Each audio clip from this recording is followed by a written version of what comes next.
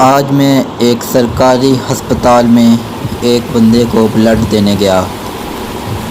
فرصت ملنے پر ادھر موجود ٹک شاپ سے برگر اور جوس خریدا اور مزے سے وہیں کھڑے کھڑے کھانا پینا شروع کر دیا۔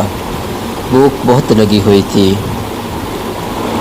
عین اسی وقت میری نظر بینچ پر بیٹھے ایک معصوم بچے پر پڑی جو بڑی حسرت سے دیکھ رہا تھا۔ میں نے انسانی ہمدردی میں جلدی سے اس بچے کے لیے بھی برگر اور جوس خریدے جو بچے نے بلا تکلف لے کر جلدی کھانے شروع کر دیے۔ بیچارہ پتہ نہیں کب سے بھوکا ہوگا۔ یہ سوچ کر میں نے خدا کا شکر ادا کیا جس نے مجھے ایک بھوکے کو کھانا کھلانے کی توفیق بخشی۔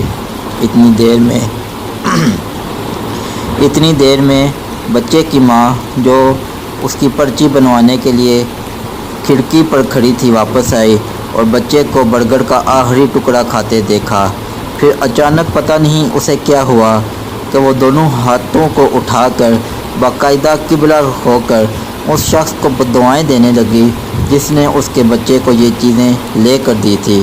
کہہ تو وہ بہت کچھ رہی تھی مگر میں نے وہاں سے فرار ہوتے ہوئے جو چند باتیں سنی وہ یہ تھی، انتہائی بے غیرت اور خبیث تھا وہ شخص جس نے میرے بچے کو برگر لے کر دیا۔